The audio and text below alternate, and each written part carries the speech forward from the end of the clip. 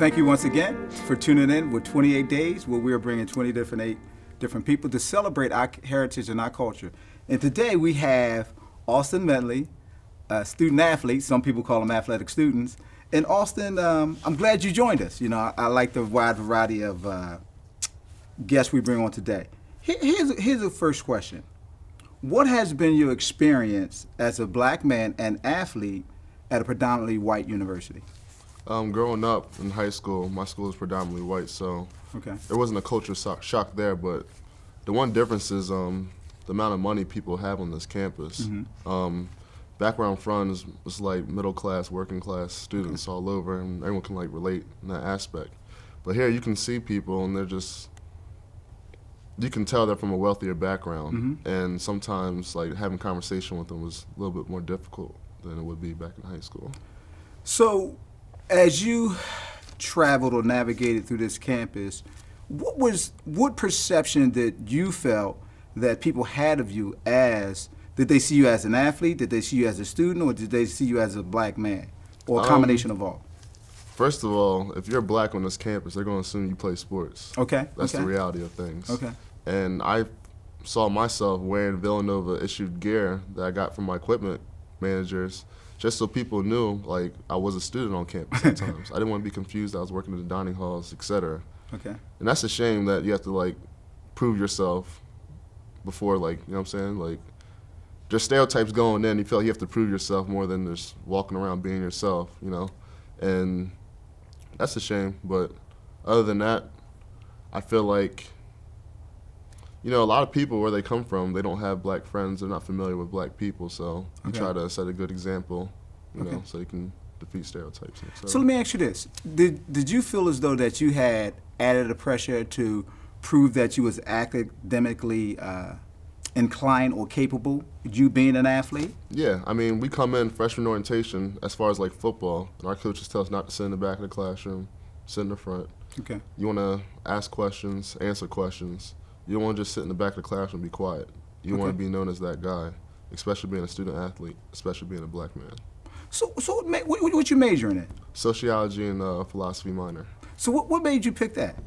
My father is a state trooper in New Jersey, and growing up, I was inspired to be like him. So he told me not to major in criminology because they'll teach you all those things in the academy. So my first course, my freshman year of summer, I took Intro to Sociology.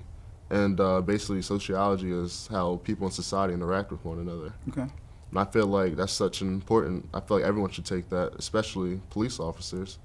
You need to understand how people interact in the community, know the history of it, and the contemporary relativeness of it, and that's how we all can get along better, I feel like. So at times on this campus, and you being a football player, and what's your position again? Running back. Okay, so you got to make a lot of people miss, right? Yeah. So you don't get hit. Exactly. So what were some of the things you got hit with that you being a football player, and at times if you want to express yourself in a way that you was disappointing, did you have to harness your emotions or anything like that, not to fit a certain profile? There's been times when I've been caught up in bad predicaments, whether if it's going out on the weekend with friends, whether it's in the classroom in intensive discussions. But I can recall a time when we went to a bar out of Westchester. And I had a couple of knucklehead friends with me. But me and my other friend, he was my designated driver, we were breaking up a fight. The other kids were white. They were smoking cigarettes. My friend asked for a cigarette. He was like, no, F you. So got in a little argument, a scuffle. I hear the elevator bing, and I'm sober somewhat, so I look there. And I see cops come off, and they're about to spray. And so I close my eyes, but my designated driver doesn't. And they mace all the black kids.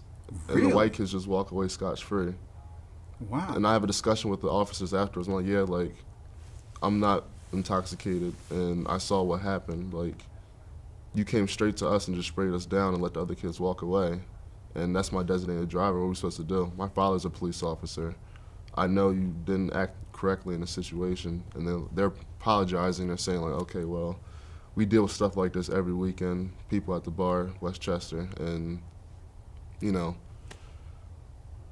they gave us the pass. They said, all right, just drive home. Like, we're sorry. Like, take care. That was it? Yeah, that was it. In closing, how did that impact you? One, your dad being a state trooper, and two, those kind of incidents, and being a psychology major. I try to see both sides of the playing field always. I understand cops have to, you know, they have to go into situations trying to protect themselves, but I feel like they often go into situations with a stereotype, and I feel like they need to understand those stereotypes aren't valid with all African Americans. Well, as we wrap up, and Austin, I take it you're a senior, right? Yes. So he's going to need employment. So Austin, what are some of the ways people get in contact with you? My email address is amedle01@villanova.edu. Okay. Hey, thank you once again for tuning in with 28 Days, where we celebrate our culture and our heritage. And once again, what we should do is first give someone a blank sheet of paper and let them paint the picture that they want to see themselves as, so we don't proceed and prejudge. Once again, tune in tomorrow. We'll bring someone else distinguished back and have this conversation again. Thank you once again. Have a great day.